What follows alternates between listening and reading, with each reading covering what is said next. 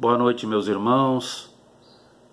Que a paz do Mestre Jesus nos envolva por inteiro.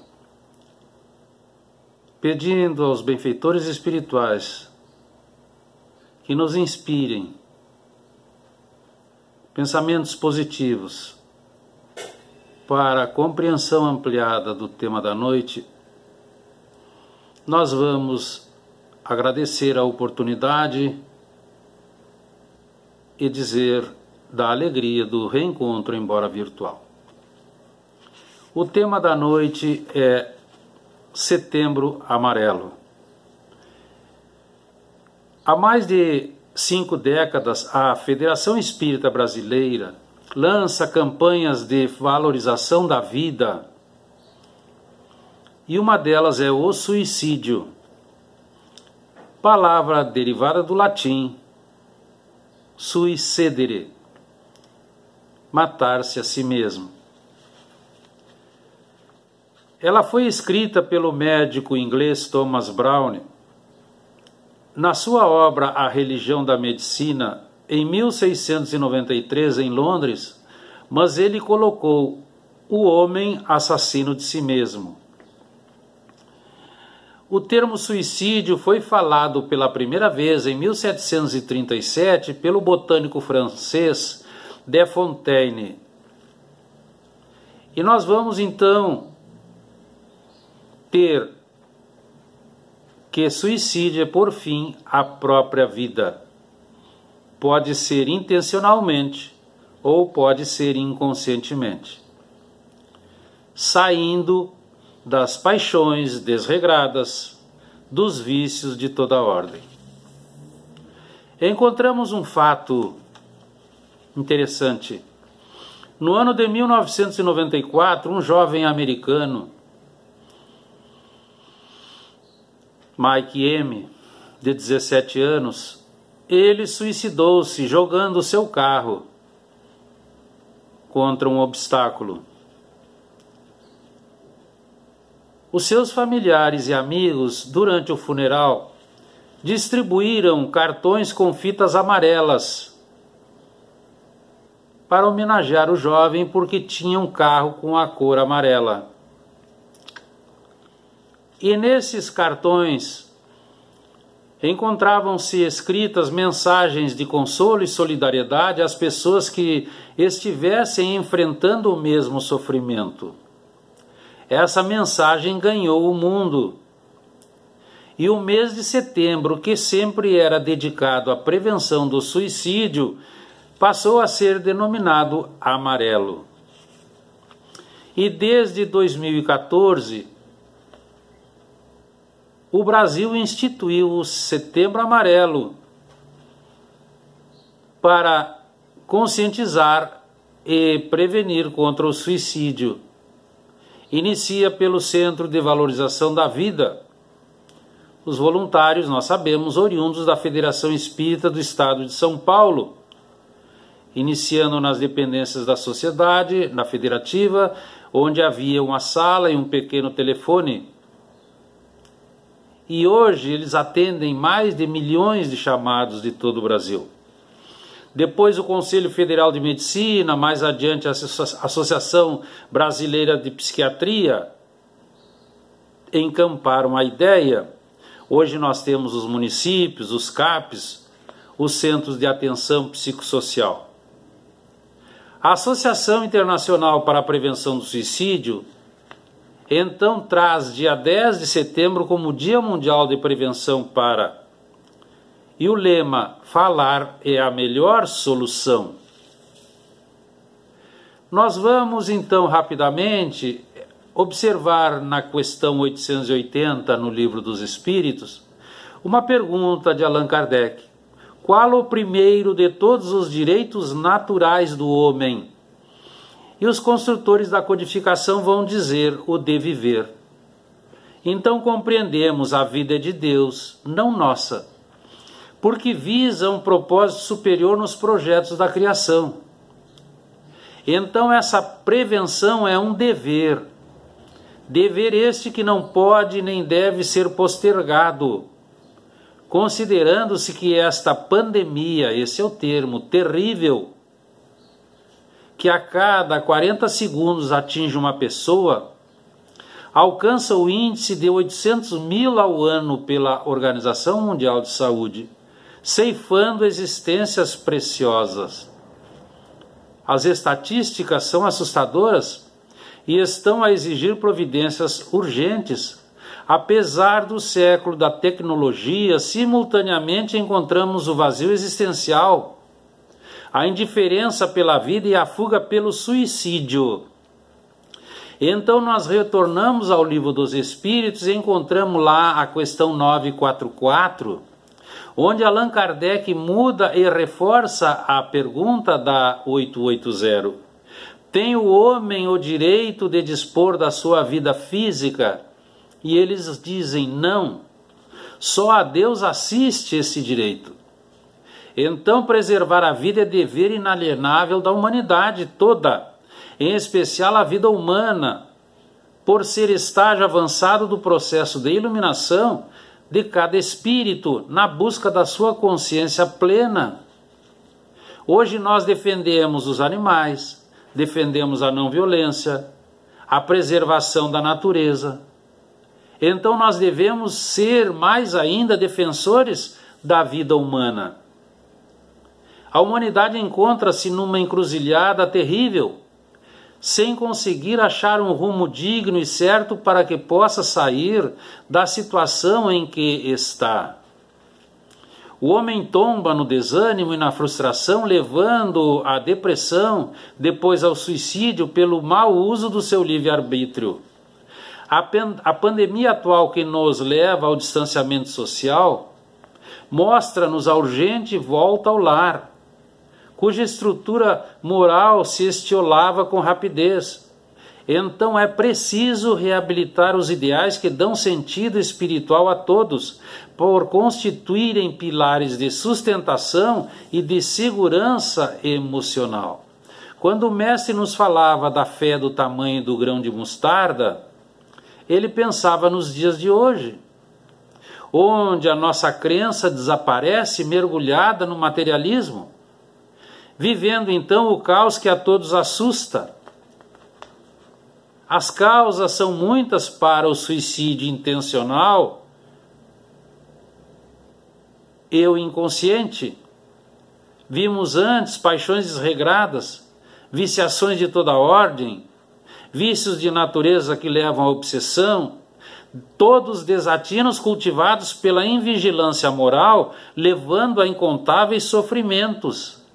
Então nós precisamos recuperar o poder da nossa vontade, porque milhares de pessoas desencarnam diariamente nas mesmas condições de suicidas.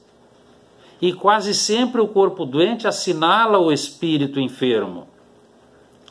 Um exemplo rápido nós temos em Missionários da Luz, lá no capítulo 19, onde encontramos o espírito Anacleto explicando a André Luiz. Eles estavam em uma sociedade espírita em trabalho de estudos. E Anacleto então diz a André: observa este homem, André. Ele gosta de discussões apaixonadas, brigas frequentes, faz prevalecer seus pontos de vista e desperta incessantemente a raiva e a mágoa dos que lhe desfrutam a companhia. Por isso esse homem é o centro de intensas vibrações destruidoras, adquirindo ódios com facilidade terrível, oriundos dos pensamentos cruéis que fabrica e dos pensamentos negativos que provoca nos outros.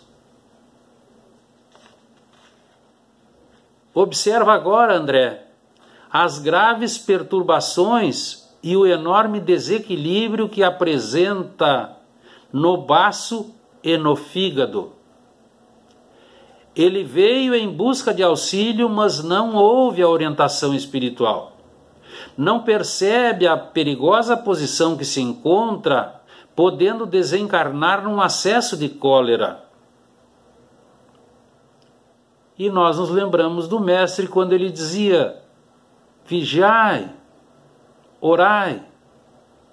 E os amigos espirituais então nos informam: um dia os homens compreenderão a importância dos pensamentos e da prece, porque era vigiai vós os vossos pensamentos e orai pelos que vos ofendem e caluniam. Então, pensamentos negativos, pessimismo, medo, ansiedade, ódio, inveja, ciúme, orgulho, egoísmo, malevolência, revolta, hipocrisia e mais um sem conta, reagem negativamente sobre todos, levando o emissor a problemas futuros. Porque os pensamentos invigilantes lesam o perispírito, desestruturando-o, aparecendo sequelas também no novo corpo físico numa provável e possível reencarnação, que será bastante comprometido, porque vai ser estruturado em matriz defeituosa. E aqui nós temos então a lei de causa e efeito. O mestre propôs a cura pelo amor. Se o candidato, podemos assim dizer, tivesse o máximo de cuidado, esse candidato a suicida teria certeza de que é preciso interpretar a vida como uma dádiva de Deus. E se ele tivesse o mínimo de fé, se confiasse na misericórdia divina, que a ninguém abandona, jamais se sentiria só. Ele saberia, tudo passa, a vida continua. Então não devemos nunca imaginar que os problemas são eternos. E nós precisamos abordar o problema com clareza, explicando a todos os efeitos perturbadores, agora e também na pátria espiritual, porque o lema é: falar é a melhor solução. Então nos encontramos diante de tantas informações. O que fazer? Como prevenir? É preciso paciência e é preciso diálogo fraterno, colocando-se mais próximo da pessoa, fazendo-a sentir-se amada, levantando a sua autoestima, valorizando-a, dando-lhe objetivos na vida, conscientizando-a das consequências do ato agora e depois no mundo espiritual. Sugerir dar-se um pouco mais de tempo para resolver seus problemas. Aí começa a mudar o panorama, o objetivo. Indicar boas leituras, leituras espirituais, leituras otimistas. Sugerir a prece, mas ela não faz prece, então façamos nós. Mas ela não gosta de ler, então leiamos em voz alta nós, até que ela tenha condições e vontade de começar. Incentivar essa pessoa a frequentar a sociedade espírita. Ah, mas ela não vai, não tem condições, então nós vamos. Iniciamos fazendo esse trabalho de amor. Também indicar atendimento especializado, grupos de apoio, psicólogos, psiquiatras, para que possa compreender em profundidade o que está sucedendo naquele momento. Os amigos espirituais nos dizem: cada um de nós nessa vida é um poderoso remédio contra a tristeza, a dor, o sofrimento e a depressão da vida das outras pessoas. Então, se nós levarmos um abraço em uma visita, junto com um sorriso, enunciando palavras positivas, levaremos carinho e essa mensagem terá eficácia. E os amigos espirituais nos dizem: cada um de nós e todos nós fazemos parte da caixinha de remédios dos nossos irmãos. O suicídio não resolve nada, ao contrário, agrava. A vida prossegue e cada espírito é feliz ou não na pátria espiritual conforme viveu e desencarnou. É preciso buscar o amor para viver feliz. A doutrina espírita nos apresenta que é necessário reformular com muita urgência os valores ético-morais pelo uso da lógica e da razão, compreendendo melhor a passagem pela Terra, num trabalho de melhoramento moral, auxiliados pelos benfeitores espirituais e amparados pela misericórdia infinita do Criador. Que fique para nossa reflexão esse tema complexo e ao mesmo tempo fascinante.